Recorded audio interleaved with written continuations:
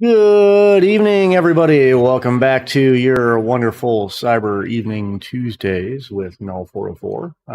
As we get started here, the first thing I'd like to do is thank all of our wonderful channel members. Your participation is really what allows this to happen.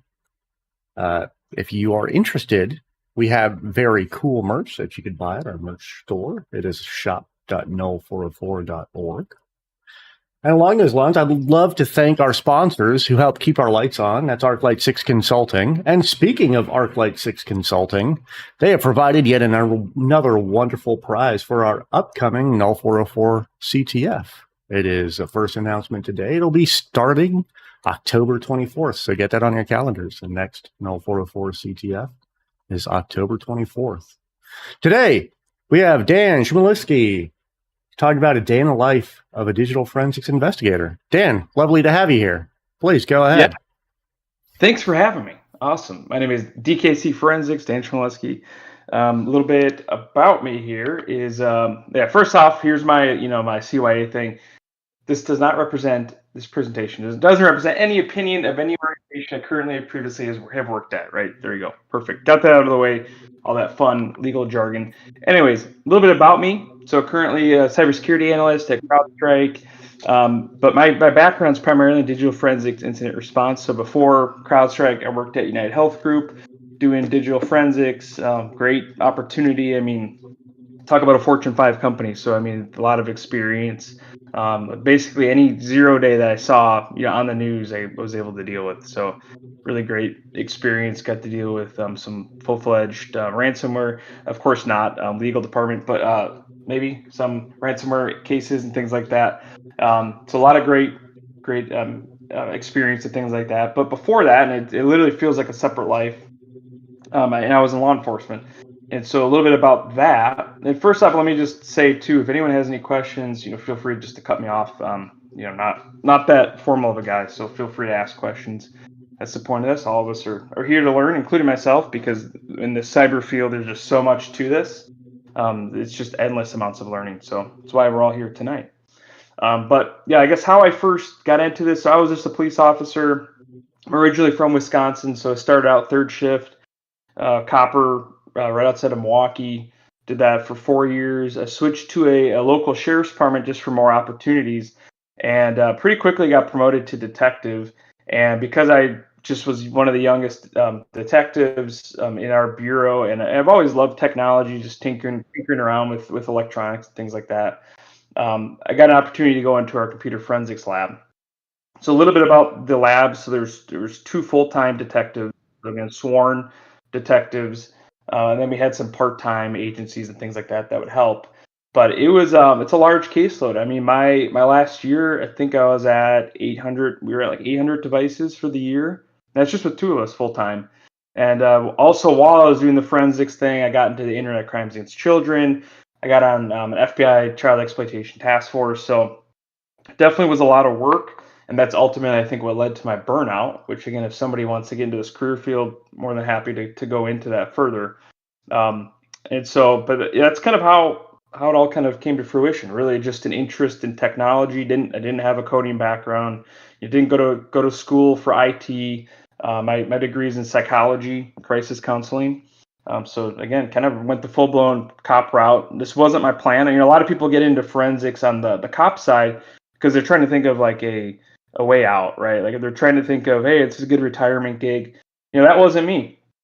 I thought I wanted to be a cop the rest of my career. And I think just as I started to have more kids, like it says there, I got 3 kids, 3 dogs, including a puppy right now, which is just not a great idea because we just moved into a new house a week ago. But anyways, got a lot on our plate. But yeah, it just kind of fell into my hands in terms of the opportunities, and ultimately, I think it's totally God, I guess, working in the background. I never had a plan like this, and I really just took a passion to it, and I found myself I'd be working and doing computer forensics in the detective world, and I get pulled out to do like defense and arrest tactics or do training. And I was like, I don't want to do that anymore. Like, I just want to keep doing forensics. I love forensics. And so it came to the point where, after about like 4 or 5 years of doing the forensics thing, I was burnt out. And we'll go into that at the end here of what a typical day was like. and I couldn't do it anymore. And so kind of waved the white flag, started to apply. Took I think I applied to over 100 places, and nobody really wanted to touch me because they're like, "Hey, you're a cop. You don't have any IT background." I had some certifications like for downloading phones and things like that, but it really came down to networking, and that was really kind of my first way I was able to pivot into the private sector. Found a kind of a little more local place out in like Madison, Wisconsin area. Started kind of a hybrid position there, doing digital forensics on the corporate side, and then eventually found my way now to where I'm at. And so really grateful to be where I'm at now. Grateful for my past, but it also it's tough, and I'm not gonna lie, in terms of the profession, in terms of law enforcement, things like that. All right, so here's our scenario, right? Is you guys are trainees.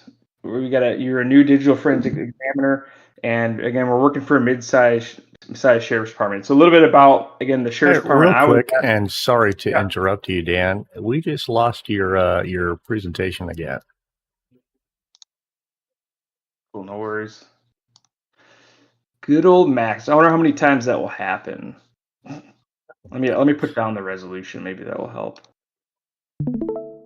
Oh, thanks for the heads up. Appreciate it. All right, should be back, right? Sure is. Yep, good to go. Cool. Thanks.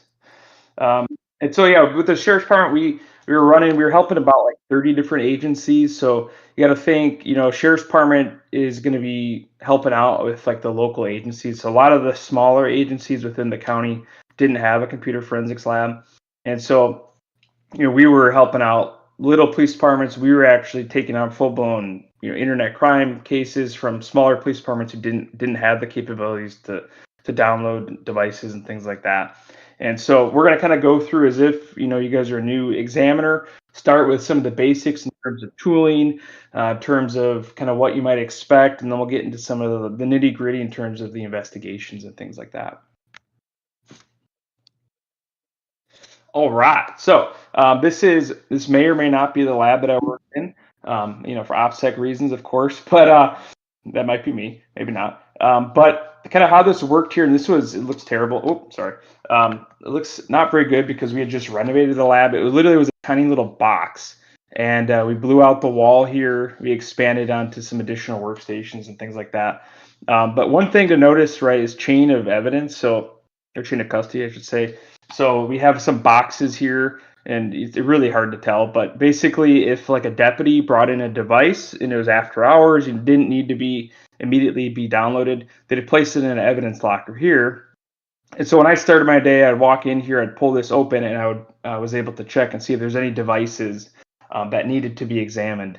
And then typically we had a form, right? They'd have to fill out, and that would contain like, was this a consent search? If so, what's our scope, right? That's always huge, even for cybersecurity cases. Is what's your scope, right? Even with ransomware breaches, things like that. And so figure out what's our scope. They would probably include like the consent form to show proof, right, that this person gave consent. And then a lot of times it's usually they want a pretty quick turnaround because as you guys know, you have a phone, you want that back immediately, especially when you hand it over to the cops. So because the more I guess I sat on a phone, the more likely somebody was to revoke their consent, and then we'd have to get a warrant, if it was like a suspect's device or whatever the case is.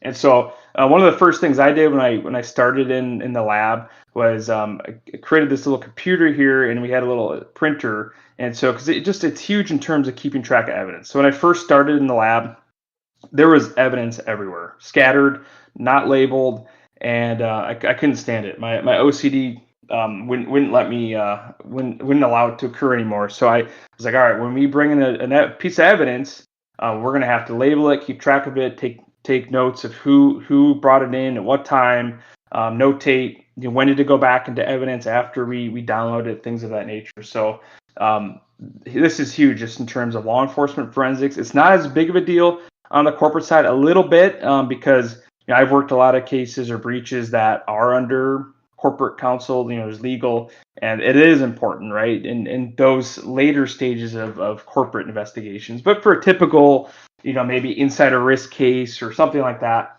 not a big deal, at least from my experience. So But this is really important. So we had some kind of workstations here, because a lot of what you do is you take apart devices a lot of times, right? So if it's a computer, and I'll get into this in a second, but we're going to strip out that hard drive or solid state drive, and we're going to attach it to a write blocker, right? So you need the tools to be able to do that. And some devices, it was harder than others. The other thing that we got into, just out of necessity, is you'd have to repair devices. And so, for instance, I'd have like maybe a drowning, right?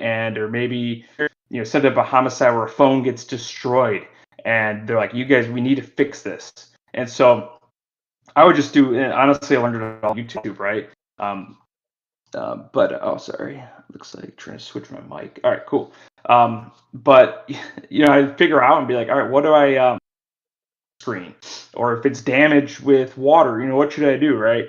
The old rice in the bag trick. So you had to learn a lot of just like kind of IT related things. Same thing, and you can't see it behind here, but we had a massive server, and that's going to be an air gap standalone server. That it was about, like, I think when I left we were at like 500 terabytes, and so when we were required, per statute, to hold data for a certain time period. So that was really important, and updates were really hard onto those servers for those of you who have managed standalone or air gapped devices and things of that nature. But that was really important in terms of understanding what's on our storage, or on our capabilities and things like that, and how long we hold it for. And then to purge things, it was a whole process of checking with the DA's office, obviously checking with your statutes and all that fun stuff. So otherwise, these are two just phone stations. So we would download phones at these stations. Behind this wall here, we had like a standing examiner station. So a lot of times I would try to, as much as I could, try to teach the fellow detectives how to cyber, right? How to close stream. All right, I don't know. Let me pull it back up. But a lot of times I'd try to teach them how to fish, so to speak, right? So yeah, sorry about that. It probably happened 10 more times. I don't know why. So I would set them up on a computer. I'd say, hey, this is what you're looking for, and just kind of let them at it, right? To try to get them experience. And obviously, when it come down to, like, I'm not going to ask them to forensically examine a computer, but if it's simply like reviewing video footage, right, or maybe just looking at pictures and things of the nature, I would set them up and try to teach them how to fish, right? So I didn't have to do all that. Otherwise, back here we just had some evidence lockers and things of that nature, just some more examiner stations, things of that. This right here, it's a cart, and let me tell you the amount of times I'd use that on a search warrant. Essentially, we'd fill this thing up to the brim. It would be full of packed evidence, and as an examiner, you gotta look at it all. So, but yeah, that's just kind of a little preview of the inside our lab. Now, in terms of tools. So this is really important. So this was these are all like write blockers, right? For those who don't know what a write blocker is you're gonna, again, connect your solid state drive, hard disk drive of a computer, and this essentially, I like to think of it as a one-way valve, right? So you're gonna be able to collect and create a forensic image, which is a bit-by-bit copy of that hard drive or solid state drive or whatever it is, M.2, whatever. You're gonna create a copy of it, but you're not gonna alter that data, because again, in terms of law enforcement forensics, I mean, even corporate forensics, I still would use my write blockers, because of course we want to maintain the integrity of the data as always, right? That's number one for digital forensics, and that was, as you'll find out in terms of later in this presentation, that's one of the challenges as a digital forensics detective, because other law enforcement, they don't understand that, and so they're futzing around with the devices, and they're trying to poke through things, and in reality they're altering data, right? And so I had way too many conversations of like, hey, you did what? Like, you texted yourself a picture of this from this person's phone. Well, you just changed data. Now we have to notate that in our report. And so again, write blockers, this is a portable kit, and so as I'll talk about here shortly, when we did search warrants, I would bring this with me. And I would, if it was like, let's say, an internet crime search warrant, I'd set up literally in their kitchen, and people would start bringing me devices, and I would start connecting them and I wouldn't image, I would try not to, but I would preview the devices. Because a lot of times in terms of the internet crime cases, as we'll go over in a little bit, But like the evidence, you need to find that now, right? Everyone's waiting around to find that nugget to lock somebody up. So we use these a lot in the field.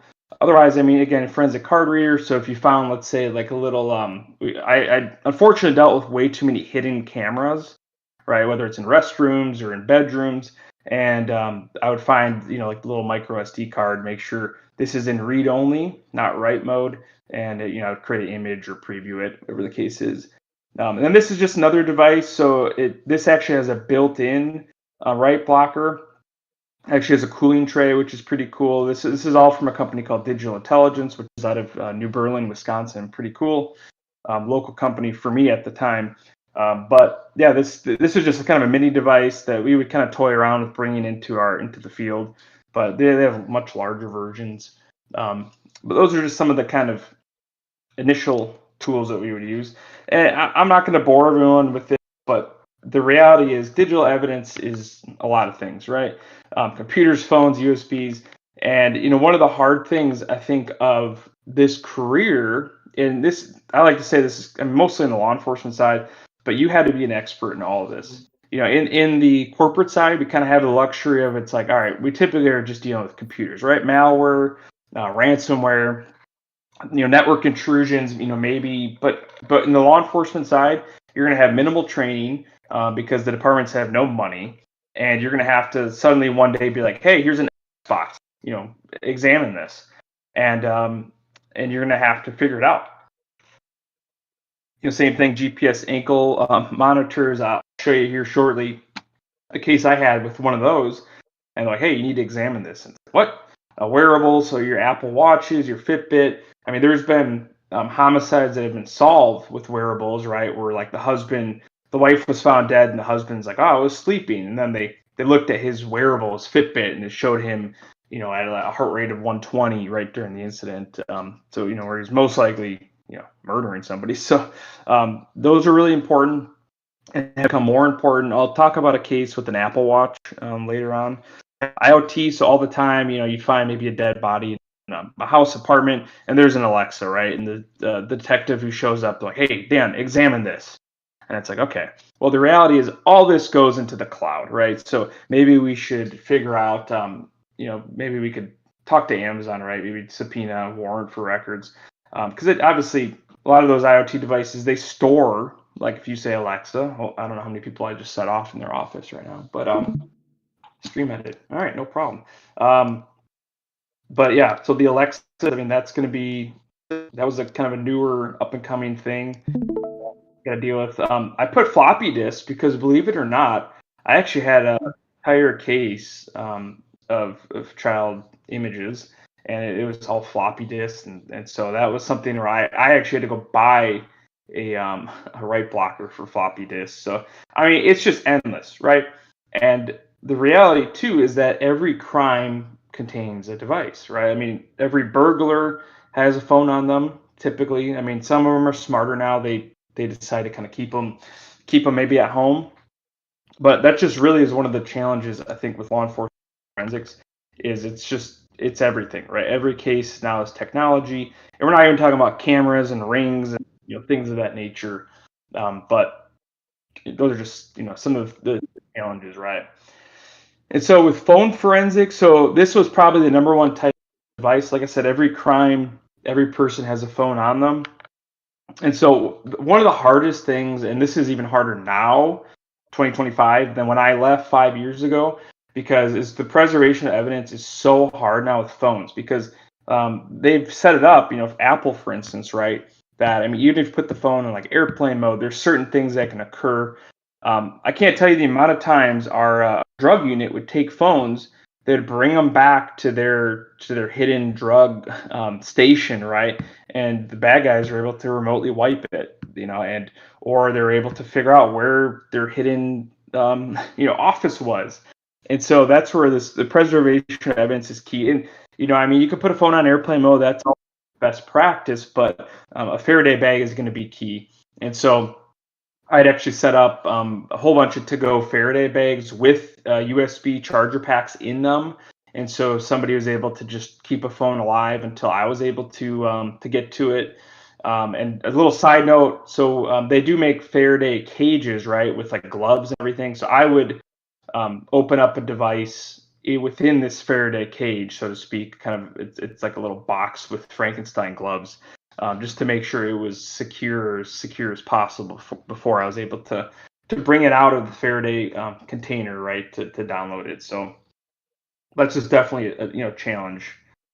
Yeah, the other thing is that they're volatile, right? So I talked all about write blockers, but that's going to be with computer forensics. The phone, you can't connect it to a write blocker, right? You have to alter data in some way to be able to download it on a phone. That's because and I put in here garbage collection, NAND flash. All that's saying is that with modern day devices, is that they're going to be constantly kind of like getting rid of data, right? Older data, that's what garbage collection is, getting rid of older data so that the device can bring in new data, right? And so you just got to be cognizant of that. I mean, it was a big deal for me with solid state drives on computers because it got brought up like, hey, if you power up a solid state drive a certain number of times, it's gonna wipe out unallocated or deleted data, and that's all stuff that would be recoverable if I wouldn't have maybe previewed it on site. So that is definitely a challenge, right? Is that you're just trying to figure out how to preserve that data as best as possible. And again, any questions so far? Cool. All right, and just some in terms of Yeah, I, yeah, I what's got up? I got something.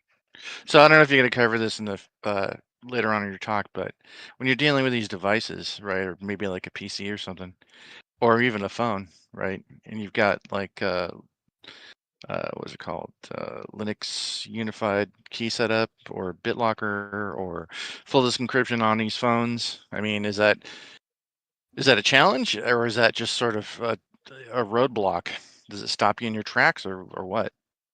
Yeah, I mean, usually we would be that's where we're kind of begging the people for passwords, to be honest, just to save us time.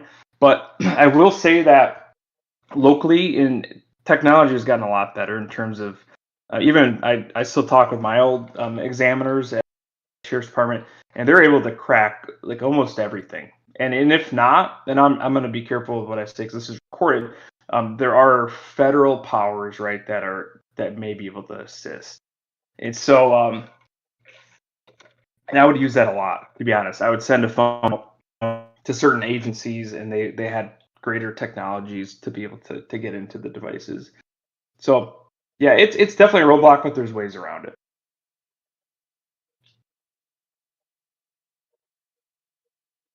Yeah, Okay. good question. Yeah, so just so one of the newer things, like when I left about 5 years ago, was this gray key device. So that was something that it would try to. There's a couple different modes, but one of them was it would try to do like a brute force password attempt on like an iPhone, and it was able to install a bit of code so that it wouldn't lock you out, right? So it would just keep cracking it. So we would literally throw a gray key on a device, and then we would power it up, and we would just leave it sitting there, and it could run for a month, 2 months, 3 months, 6 months, and eventually it would just go, hey, we got the passcode, here it is, and then we would probably have to re-up the warrant, and then we would download it. And so, but again, technology's changed. I mean, gosh, that was, it's 5 years ago, and so I'm sure now. I mean, from what I'm being told is that they're doing pretty well in terms of law enforcement being able to get into devices. And I'm not going to touch too much on this, but like with Celebrate, it's probably like the main tool people use or law enforcement. But there's three types of extractions, and yeah, I'm going to re-up that in a second. But there's going to be a logical extraction, a file system, or a physical extraction. So we would, if possible, we'd always try to get a physical extraction because you're going to be able to recover deleted data. That was huge. And so our logical is going to be just more of like your surface level, what you can see on the phone, right? Like, oh, I see this text message from this person. And you'll be able to get a copy of it. File system had a little bit more, but again, if you can get a physical extraction, that's going to be as much as it can. It's going to be able to recover some deleted data, and that was really important. Obviously, there are complications, right? Like, I mean, even my time, I dealt way too much with like Snapchat My Eyes Only. So that was something that I dealt with. So people would store their images in there, and typical extraction, it wouldn't get, I guess wouldn't get extracted, right? Because it was encrypted. And so again, that's where something where if I saw that activated, I would either because Snapchat had it, but I'm talking about the corporation, but it was encrypted, so it's not like I could do a warrant for record. So that was something where I maybe would go back to the phone owner and be like, "Hey, can you help me out?" And hope they're feeling generous that day. But yeah, and then kind of talking about computer forensics. So again, for me, this is my favorite part of investigations, but just computers because they're a lot more. They're complex, right? There's so much more going on. On phones, I mean, don't get me wrong. There definitely is a niche, whatever you want to call it, of phone forensics. But I honestly kind of got annoyed with phones. I mean, they're finicky, right? It's like power cords, and people don't take care of their devices, and so you're having to like replace ports and or you're having to just clean up devices. I was like, I'm just sick of this. Like, just give me a hard drive, you know. Hey, you got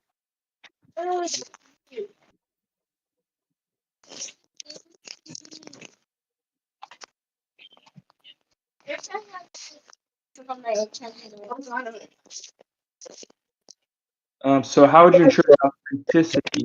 John, are you able to mute? Sure, I got you. Just a second. Cool. Go ahead and DM me when you're ready. Oh, I got it. I got it. Stand by. All right, I think I'm good. So Mago, I got.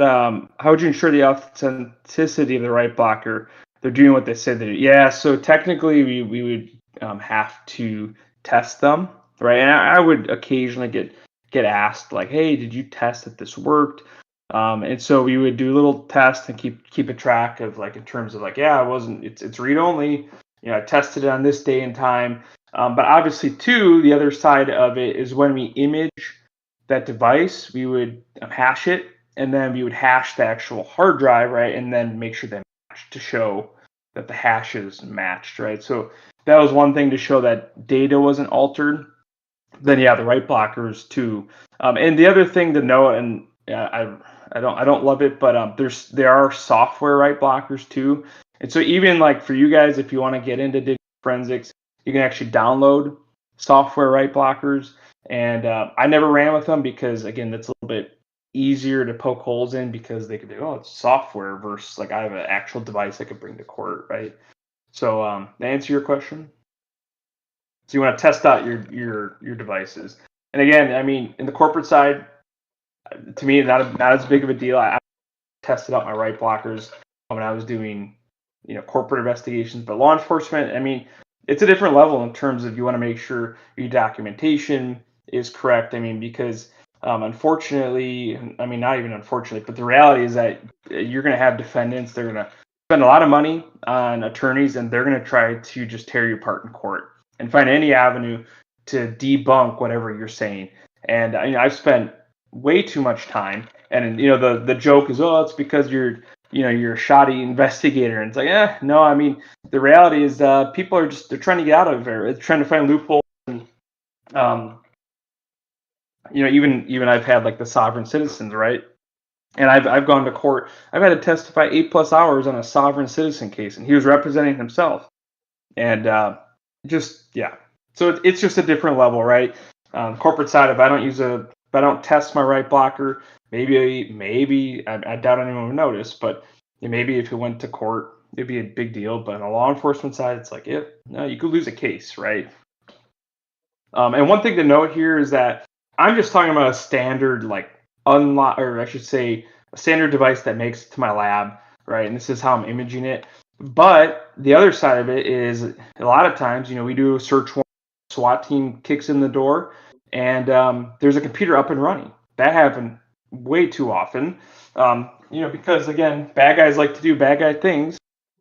And so if a computer was up and running and unlocked, obviously we had a warrant for that device. Yeah, Maxter. Yeah, that's super old picture. That's for sure.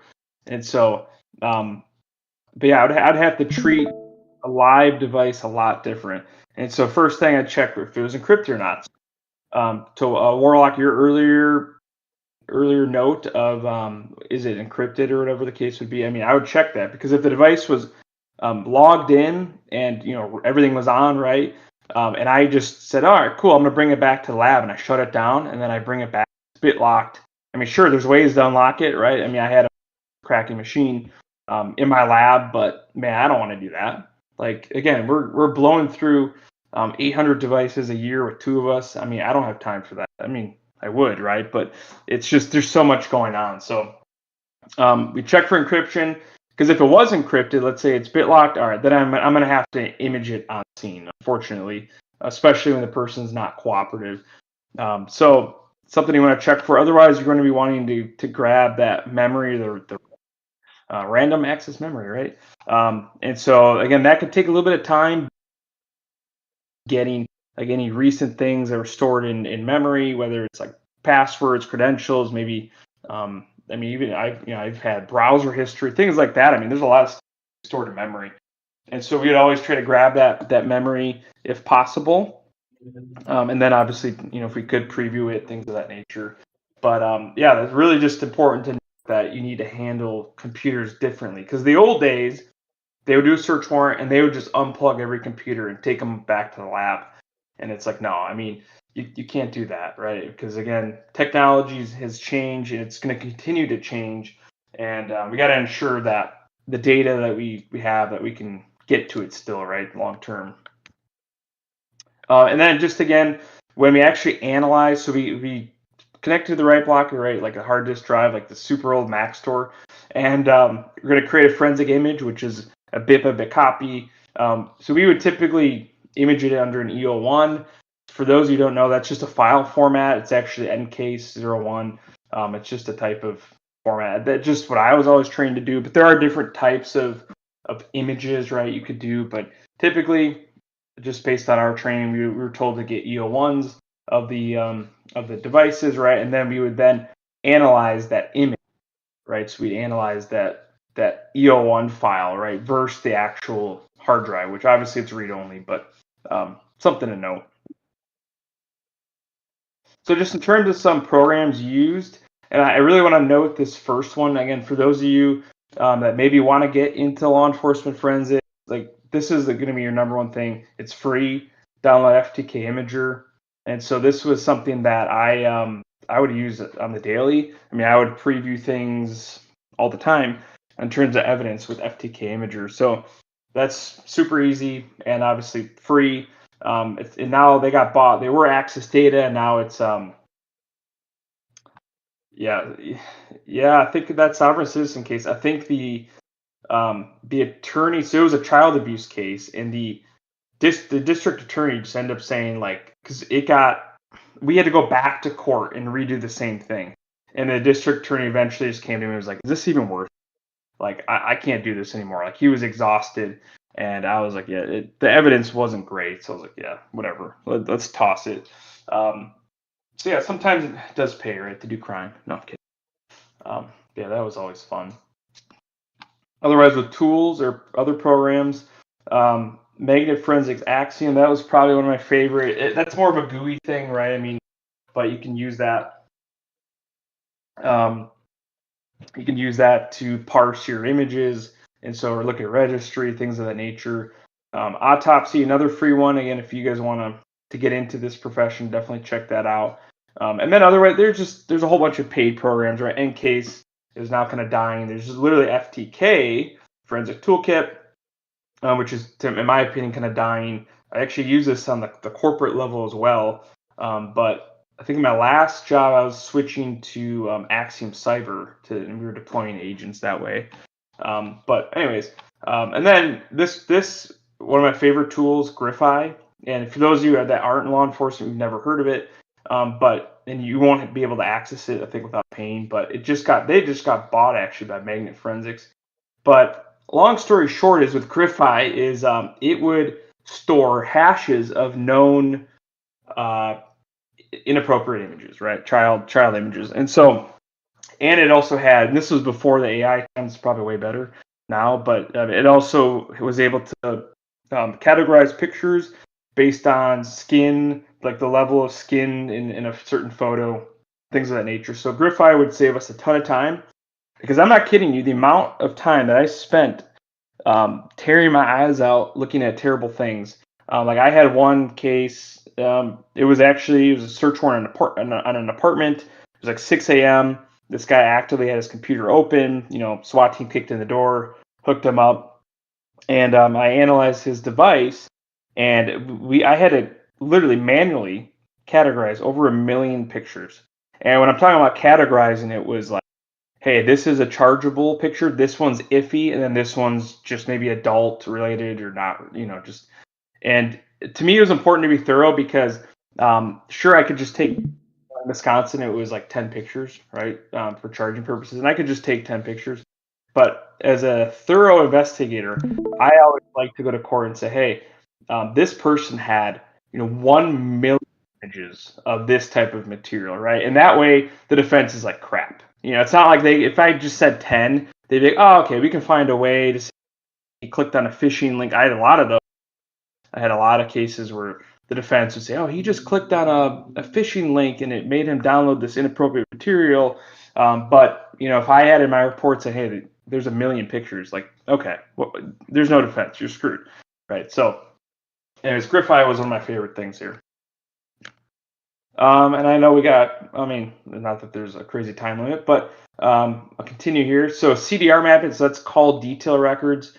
So again, one of the things because again, as a computer forensics lab, you have to do everything. And so now this was a newer thing in terms of mapping out calls. So when you make a phone call, your phone is you're essentially triangulating, right? Your phone's looking for that nearest tower, right? And so you would get these little cones, right? And they'd actually just give you coordinates. And so we were really early in investing in this program called CellHawk. I think they just got bought by somebody, but it was a software that could map things with coordinates. So I unfortunately, and I say unfortunately because again, it's just another thing you have to learn.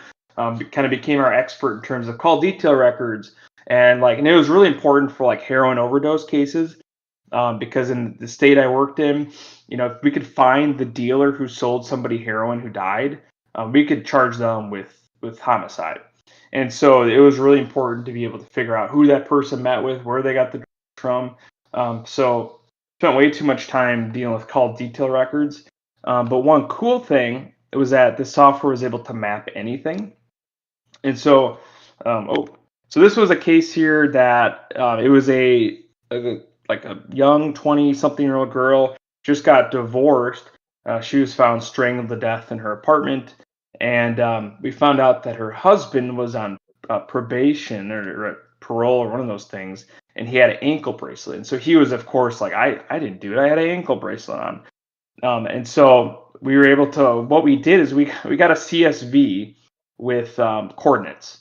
And think about that, millions and millions of points of coordinates. And it's like, how are you going to analyze that? And so fortunately, I had this CellHawk program, and it's going to blaze super fast because this is 2 days worth of data, but this is his coordinates, right, based on his ankle bracelet. And again, it's going super fast, but pretty cool technology, right, to be able to drag and drop a CSV. There I got suspect residence, I have crime scene. And just to kind of spoil it for you guys, he actually slipped off his ankle bracelet and then went and murdered her, which is really sad. And we were able to find evidence of that. But so again, his alibi is, I went to my cousin's residence, or so we were able to show all that based on these coordinates. Yeah, really cool kind of use of technology. And on the federal side, because again, being on the FBI side as well, they have their own software for this, and so it's definitely a used thing within law enforcement. One other thing, DVR examiners. So again, you got to be the jack of all trades, right? So the amount of times that, and this really, it just kind of ticked me off because we were so busy. again, doing forensics, right? And the amount of times that have a detective or deputy, and they say, "Hey, can you go into the hood and can you crawl up on the sketchy gas station up to the like above where the cash register is and download some video for me?" And it not fun, not fun. But I spent a lot of time doing that. And so again, we were asked to actually map, sure. And so yeah, so jack of all trades. So again, I know it's super fast, but we had to go grab video footage from whether it's crime scene, victim's house, things like that. And the one interesting thing too that we had to do is yeah, no problem, is we had to recover video footage as well. So like one day I had an arson. It was an arson of a oil change place. So this guy broke in and he torched the place up. And one day this department just showed up with a torched up DVR in their hand. They're like, "Hey, can you examine this?" And it was like obliviated, it was torched. And fortunately, I was like, "Sure." Cracked it open and was able to get it up and working, and was able to find video of this guy, with a cocktail, whatever you call those things. Most cocktails, throwing it and blasting the thing up. But that was just kind of interesting. And there is newer too. And I didn't have it, unfortunately, but you could actually like pull out the hard drive and then because it was a weird file format, you wouldn't image it. But there was a newer technology, I think actually called DVR Examiner, that you could just plug in the hard disk drive like for these, and it would parse it for you, and it made it super GUI friendly. So that was nice, but I unfortunately did it the old-fashioned way. Just had to stick a USB in and try to export data. And so not fun. But yeah, that's in terms of Geek Squad, that's kind of what you are in terms of law enforcement forensics. Yeah, some challenges. I've touched upon a couple of them, but one of the things is training staff. So again, the amount of times, especially deputies, police officers, like nothing against them, a lot going on, but they're not trained in like digital evidence, right? How to recover digital evidence, things of that nature. So that was a big training point. So the amount of times that I had to meet with patrol and be like, "Hey, this is how you're the phone. This is how you're going to collect a computer." And then even detectives, like I said, you'd have detectives texting themselves pictures from the victim's phone, or detectives just thumbing through a dead person's phone. It's like, hey, dude, like the timestamps are crucial, right? Especially when you're talking about like a dead body. When was the last time this phone was used? Because if it was after the person died, maybe the suspect used it, or maybe somebody else. And so timestamps and all that super important. And so making sure they wouldn't disturb the evidence was key. Otherwise, yeah, technology is constantly changing. So even clearly, obviously with AI, a lot of things are changing. Statutes are changing. How law enforcement examines things are changing. Like I talked earlier about magnet forensics. Well, I know they're utilizing AI, and I hope all in a good way, right? So people like me back in the day I had physically look at all these nasty images and describe them, right, for charges. And I hope, and I'm sure, Magnet probably use AI to do that for you. Obviously, you have to validate it, but that's one thing. Like I said, you have to know all things. The amount of times somebody's like, "Hey, I got this device." I'll talk about a PS4 or Xbox. Yeah, no, PS5, PS4 examination that I had in a little bit, but just crazy things. You have to learn it on the fly. Storage is a huge thing. I mean, like I said, we had like 500 terabytes, but that's not enough a lot of times. And then to Warlock's point earlier, like the encryption's always tough, right? It's constantly going to be a challenge. But again, the more we get better at encryption, the more we're better at too with cracking that. And so, like I said, there are other resources, maybe on the Fed side, right, that can help with that. And so one of the other challenges I had was I dealt with way too many hoarder houses. And so, I talked to you about earlier about like a search warrant. I would set up in the kitchen, right, and start previewing devices, right? Super awkward. I hated it. But But then you run into stuff like this, and this was like a suspect's bedroom. So kind of how this case happened is it's something called a knock. So basically, again, I was our main internet crimes against children guy, and I got in a tip that 5 years ago, this guy in this nasty house maybe uploaded a inappropriate child image, I'll just say, onto Facebook 5 years ago. And so that's something where I'm not going to be able to get a warrant for like a warrant for record, right, on that account. That's 5 years ago. No judge is going to give me a warrant for the house because 5 years ago. And so I literally me and a partner just knocked on this dude's door.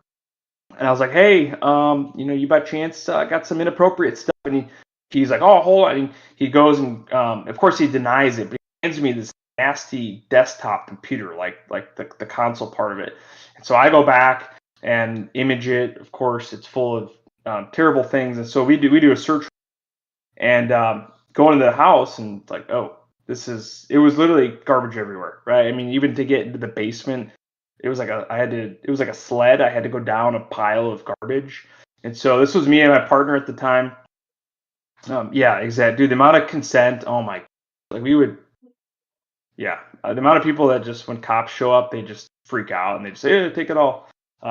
It's insane. But yeah, so we had to put these things on. Nobody else would want to go into the house. Right? And we had to go dig through this looking for electricity. A fun little fact here. So this was his bedroom. Okay, this was actually his bed. And as you can clearly tell by this beautiful pillow, this is, of course, he had fly traps all over the place. I don't know how, but somewhere in this pile, I found a hidden camera. I don't know how. It was, it looked like a USB or, like a USB power charging station thing. I picked it up and I was like, hey, this looks like there's a fisheye lens on the front of it.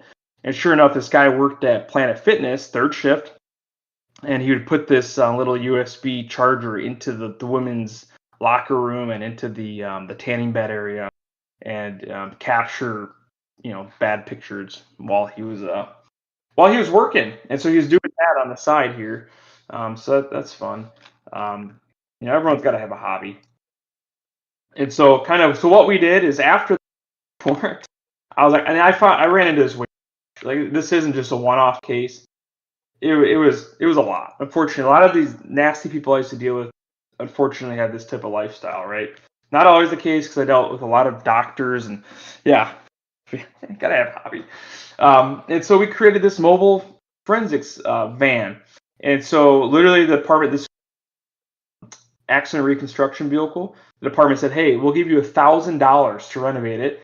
And so we just had to beg, borrow, and steal from other departments, and we were able to get a piece of wood, get some power and things like that, inverter, and we had to polish off the old logos and things, and we created a little workstation. And so this was pretty nice because now instead of hanging out in somebody's kitchen, now we just hung out in their driveway with neighbors and things. So it kind of created another challenge, because then you had security, because otherwise people would walk up and kind of you. And so, but that was kind of our way to do that. So obviously, on the Fed side, they have some technologies and things like that, but this was kind of the cheap way to do it. All right, now types of cases. On any given day, analysts working the cyber tip line at the National Center for Missing and Exploited Children sort through thousands of reports. That's tens of thousands of images and videos of suspected child sexual abuse flooding in every day from electronic service providers like Google, Microsoft, Facebook, and more.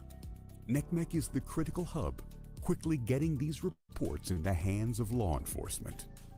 In mid-December of last year, one report quickly rose to top priority. A NCMEC analyst identified brand new Yeah, just out of time's sake, I'm going to stop it there. But essentially what I'm showing is, because again, I worked a lot of internet crimes, and people are like, how do you get cases? And this was honestly NCMEC, National Center Missing and Exploited Children, one of my just favorite all-time like nonprofits. It's actually founded by the guy's name Joe. He's the guy from it's a cops. I forget his name. Joe. What is his name? You guys would know. So yeah, somebody's got to put it in chat. Walsh. There it is. There's Joe Walsh. Yeah, because his son got, yeah, I think brutally murdered, but terrible. But yeah, he ended up helping create this foundation. But essentially, how this works is, and there's actually a lot of like legal things, but all of your providers, so like Facebook, Snapchat, all of them, they have algorithms and things going to identify child exploitative material. And if they find something, they're supposed to create a cyber tip through NECMEC here. And so then, I guess to transpire and continue with that, so they would put in a tip and say, hey, this, John Smith 2 maybe uploaded an inappropriate image, and then they would provide some basic information, like maybe IP, right? And then a lot of times it would go to that state's law enforcement. So like in Wisconsin, it was the Department of Criminal Investigation, DCI, and they would do a subpoena and say, all right, what city, right, or county does this IP maybe come back to, like what provider? And then from there, they would farm it down to like somebody like me, right? Like, oh, it comes back to this sheriff's department, around Milwaukee or whatever. And so I think people don't understand that there are corporations like this, and this is just one example. But in my eyes, these people are heroes. So that was one way we were able to get in cases. Now another way, so you get the cyber tips coming in, and that a lot of cyber tips coming in. But then we're also doing undercover chat. And so for those of you who've ever wanted to pretend to be a 12-year-old girl, that's what I would do in my spare time. And that was interesting. And we did have to get training and things like that. And actually, we did a lot of that on the FBI side, on the federal side, because if you travel across state lines, so if I met somebody maybe from Illinois, or we've had people from way far away from Wisconsin come to meet with a child, and they get greeted by the FBI. So that was one way to get cases. Otherwise, I was also trained in doing a lot of dark web investigations. So again, I want to be cognizant for OPSEC, but basically, if you're on the dark web and you're distributing or doing inappropriate things, law enforcement has a way to track that. And so I would do a lot of those types of cases. And then obviously, too, you have the people who walk in, or maybe report and say, hey, my daughter's being exploited or my son's being exploited. So those are just kind of some avenues. I'm going to go into one case I had. A 14-year-old boy victim lives in the city of Pewaukee, so Waukesha sheriffs are investigating, but they're concerned there could be other victims from throughout the area. Using Instagram, posing as a young woman, police say 33-year-old Ryan Soderberg of Wauwatosa was trolling for teen boys to exploit. Attempting to get images from mainly juvenile males between the ages of 13 and 17. He's charged with convincing a 14-year-old boy to send nude videos of himself, which were eventually uncovered by his parents.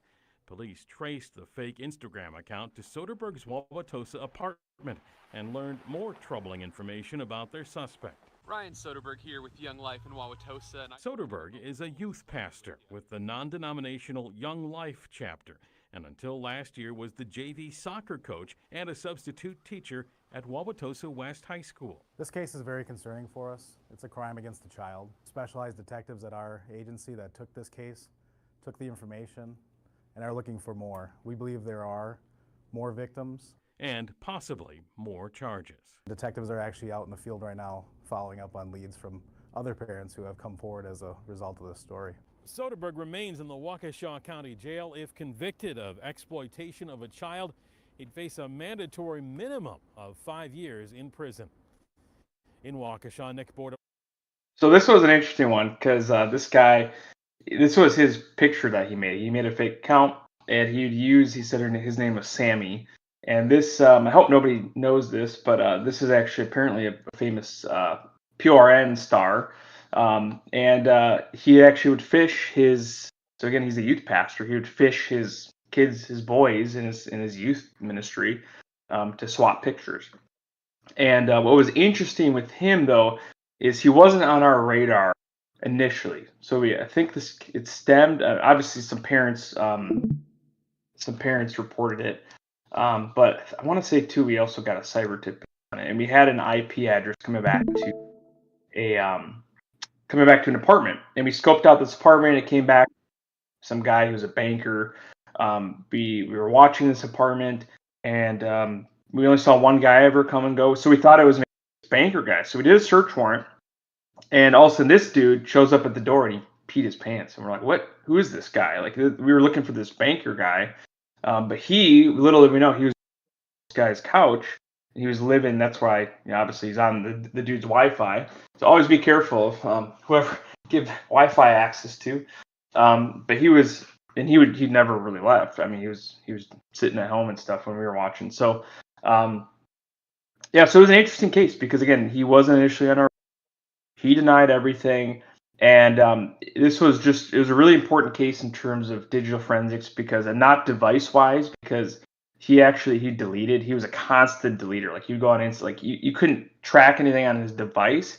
But I did warrant for records, and warrant for record is as it sounds. So you warrant to Facebook, Instagram, and say, hey, give us information, right, on these accounts, right, that Sammy account, his personal account, and he was going to fight it. He was going to fight this in court.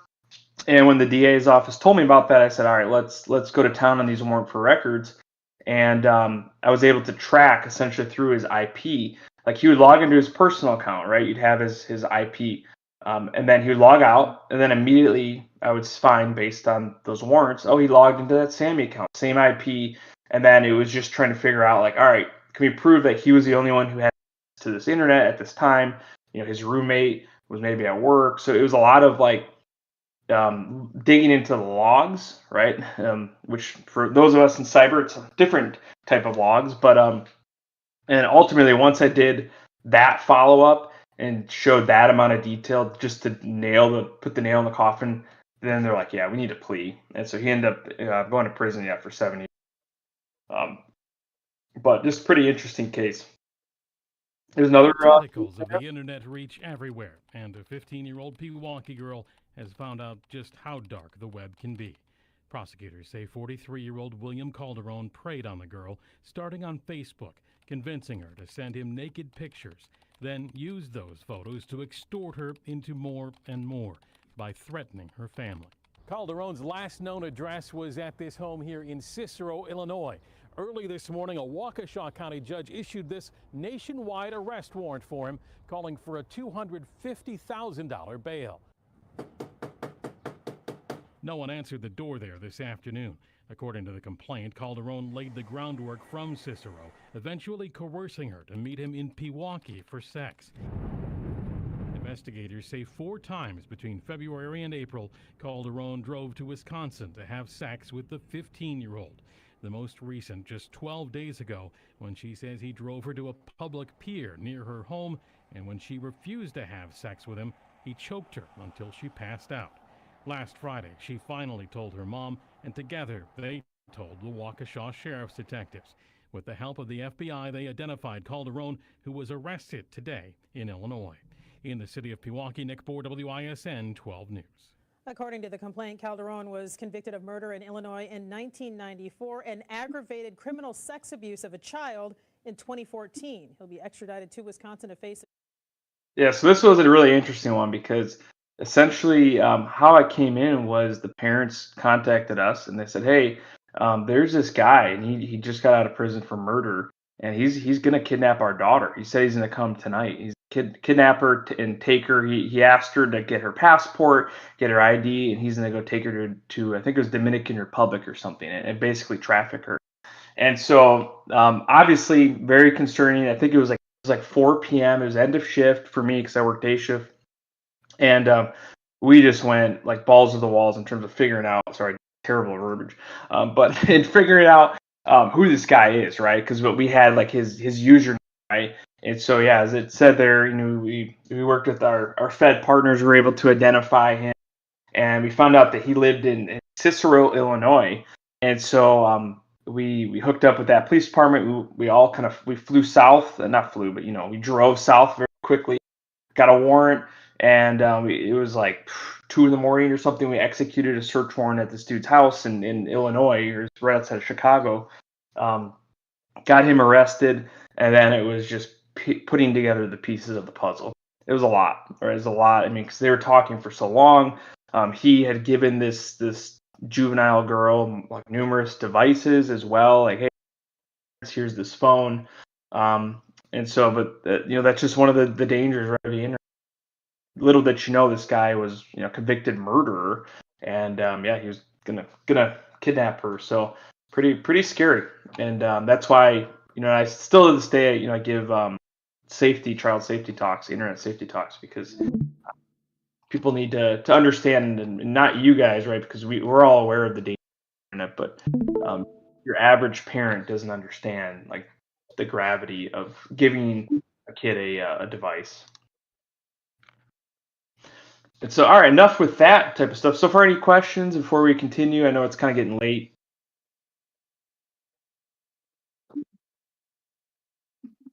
No, that was awesome. Cool. Awesome. Well, we'll continue here. And again, if you guys got to drop. But I also just want to highlight that digital forensics isn't just with child crimes and internet crimes, but also, robbery. So this guy, man, he kept coming back to a local pharmacy and he kept robbing them. It was pretty. I think he did like 4 times. We're like, all right, come on, dude. But we were able to track him down eventually. Did a warrant in his house, and obviously, as the forensic guy, you're responsible for downloading his device, figuring out to prove evidence in terms of those types of cases. The other time, and I had this a lot, but you'd have like fatal crashes. Like this was one, and maybe the phone wasn't as demolished as this. This was actually a fatal motor. And so which is sad. And I think a detective sent me this and said, "Hey, can we download this?" Terrible sense of humor. But the answer was no, if you're wondering. But yeah, the amount of fatal crashes that I got phones in my office, and like, hey, can you tell us, were they texting or were they on their phone when the crash occurred? And so again, timestamps are everything. And it was hard because the amount of processes that are going on in the background, right? There's a lot. And so it's trying to figure out what user manipulated activity was occurring at what time. But really important step in terms of identifying evidence for those types of cases. Also, homicide. So I talked to you earlier. You saw that GPS bracelet, and so when the guy with the ankle bracelet with the homicide, well, when he murdered, unfortunately, his ex-wife, he got rid of her phone, demolished it, never found it, but she had an Apple Watch on, and so but it was locked, right? No one knew the password, and I spent months trying to figure out how to get into this Apple Watch. Now, clearly, most of the data is going to be in the cloud, right? And fun stuff. But I also was wondering what is actually on this device, because maybe the data didn't sync, right? Maybe it didn't sync and there was data stored locally on this device, because there is some local data on there. And so I spent way too much time trying to crack it. Couldn't do it. Sent it to a federal agency. Time they weren't able to get into it. And I'm sure now with technology, there's ways to get into it. But obviously the dude was convicted, and so. But yeah, that was just kind of an interesting case of an Apple Watch case. This house here, so terrible story here, but this neighbor here, they had an adult son, kind of crazy. They kicked him out, and so they said, "Hey, get out on the street." So he left. Well, little did they know, he snuck into this neighbor's house, which was like the single lady. She was like in her 40s, 50s. Snuck into her house, lived up in her attic for like a week, like literally taking poops in her attic. And then when she was at work, he'd come down and hang out. Well, one day she came home from work a little too early, and he saw her and he killed her. He strangled her. He wrapped her body in a it was in a carpet and threw her in the basement, which is sad. And then really odd story, and clearly this guy has some mental health issues. But what he did then was he took her credit cards and took her phone and all that, went on Amazon shopping spree. downloaded or not downloaded, bought like a PS4, I think at the time it was, and bought a whole bunch of stuff. And then to make matters worse, and you can't even make this, he went and met a girl, I think it was Tinder, and brought her back and hooked up with her in this dead lady's apartment, and actually in her bed too. And so eventually somebody went to go check on her, found like a family member, found her in the basement. Cops got called. We were looking for this dude, and actually one of my partners stumbled upon him walking around, and we were able to hook him up. And really interesting story. But I bring it up because that was a case where they're like, "Hey, can you examine this PS4?" And it's like, "Okay, cool." And so with those, you would.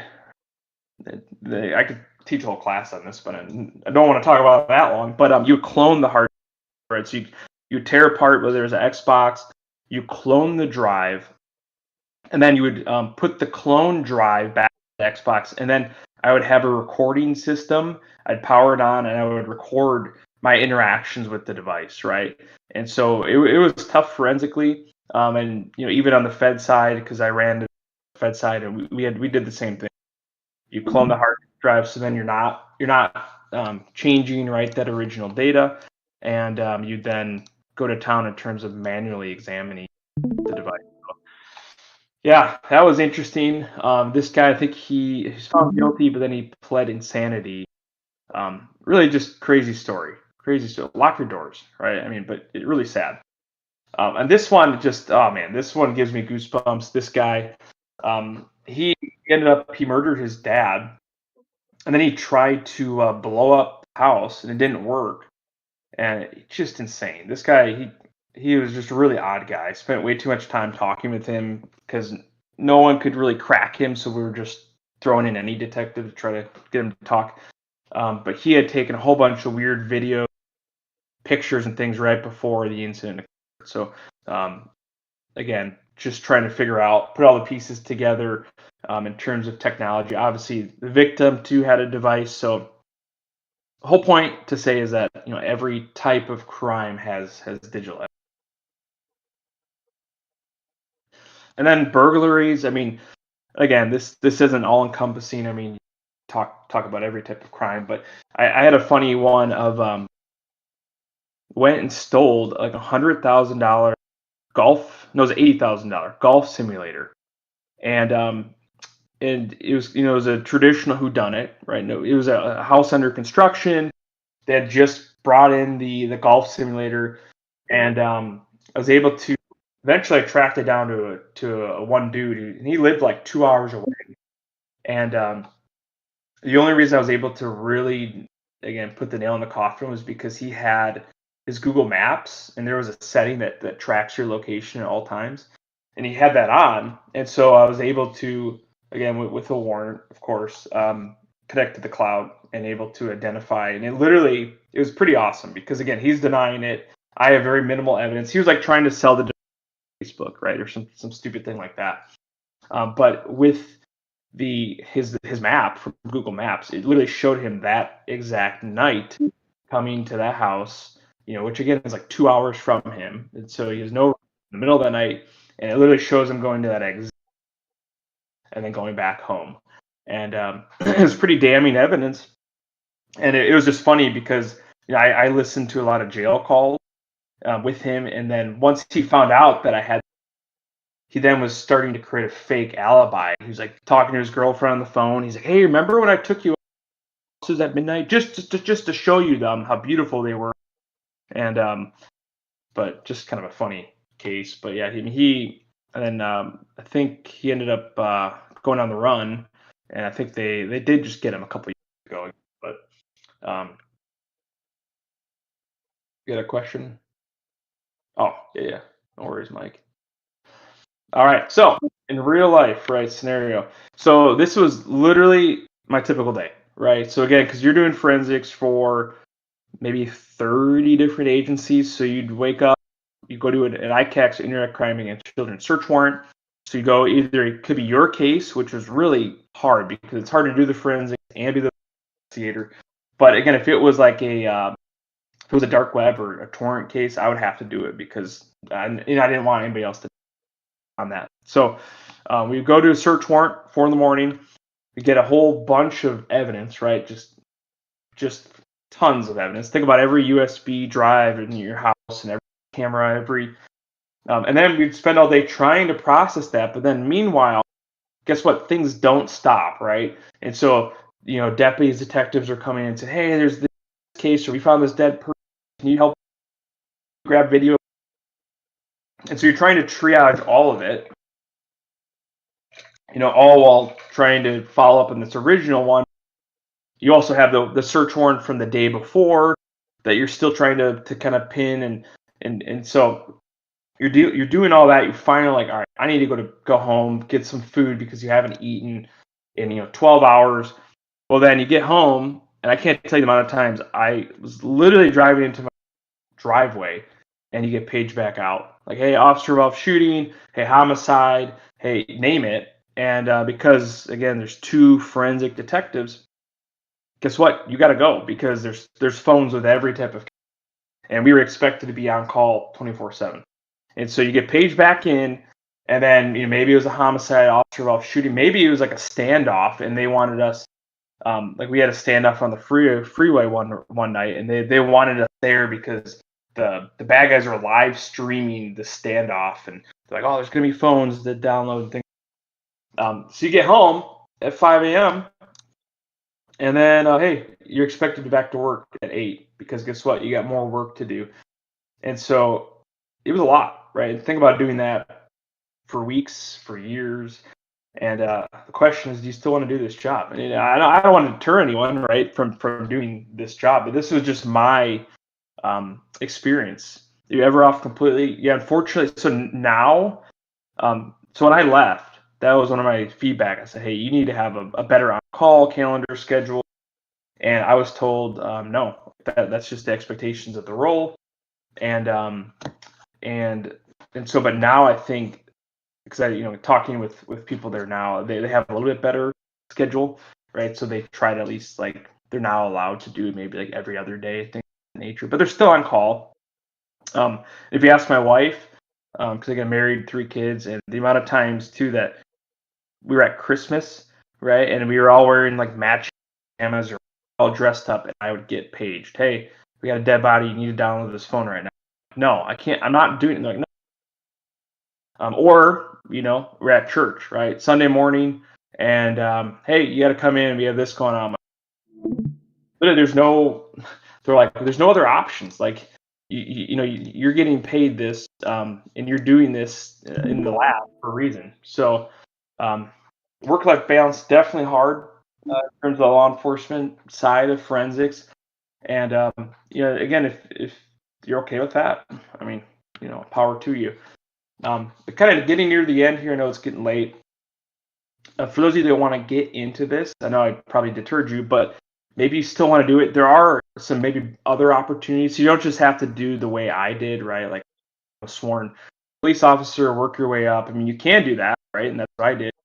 But there's also civilian digital forensics analysts that you could work, maybe just for local, state, federal. So they have the CART team or the computer, I forget what it is. Computer, I can't remember. But they have their CART team, which are their like the FBI forensicators. So they're civilians. A lot of them are. And so, or they also have like special agents that do that. But that's a kind of a way to get your foot in the door. Quite honestly, what I've seen is a lot of people start maybe in like, because again, you want to make a difference. You want to do, CIA, that'd be sick. You want to do cool things. And so a lot of people maybe start in the profession doing digital forensics for law enforcement. And then maybe like me, as you get older, you kind of over like the rush of running into gunfire, so to speak. And you're like, hey, I can't do this anymore. And pivot into the private sector. So that's always something that's probably I see that a lot, right? Or people that maybe who do this for way too long. One thing to know, and this isn't a part of the presentation, if you're in this field in the law enforcement side, you got to take care of yourself. And so all too many my fellow coppers, especially doing the internet crimes, and they get out of this field, retire, or maybe they don't make it, because of their own choices. I guess don't make it in terms of, yeah, you know what I mean. Really gotta make sure that you're prioritizing your mental health, saying no when you can, pace yourself, prioritize your family, because I mean the reality is it takes hard work, dedication, a high rate of burnout. Awesome profession, right? But it is hard long term, and just even mentally, right? I mean, when you're day in and day out, all I would terrible videos, look at terrible pictures, and then you go home to your family, and you're giving your kids a bath, right? And you're like, man, like it just it gets to you, right? And so a lot of times, a lot of units, like especially in larger departments, they'll cycle you out, and so maybe you only do this for like 3 years, but that's also not the case because obviously it takes a while to become a trained forensicator, and so they may keep you for forever as long as you're willing to do it. So yeah, so I guess that's kind of the end of it. If you guys have, hit me up on LinkedIn. There's a QR code. Of course, never scan anything, but I promise you it's okay. But yeah, may you have any questions, comments, concerns, critiques, criticism, maybe complaints?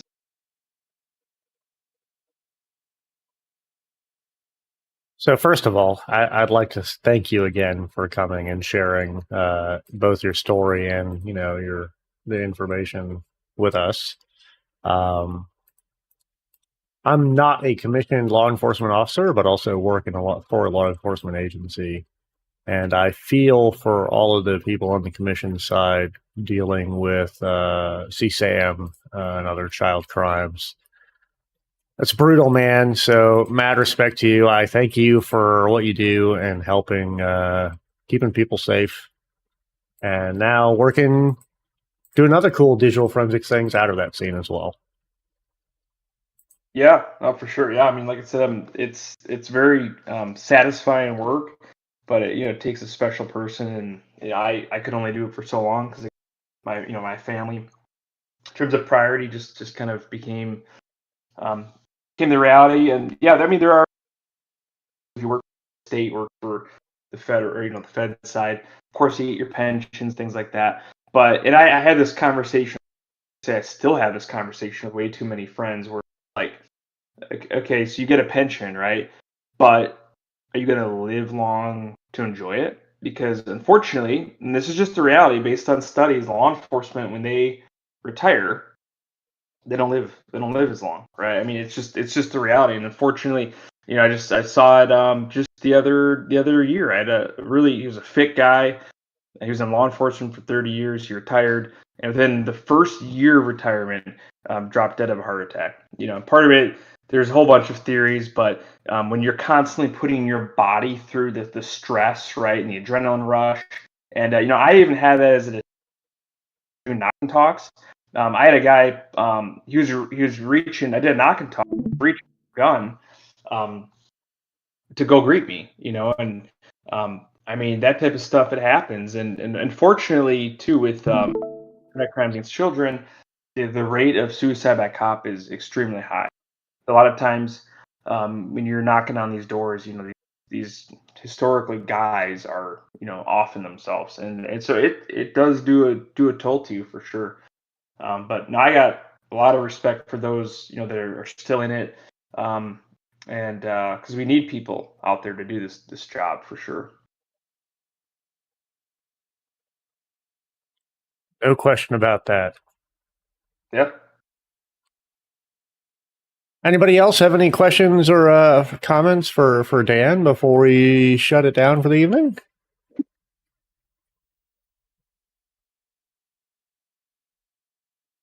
All right, cool. Well, thank you so much for joining us.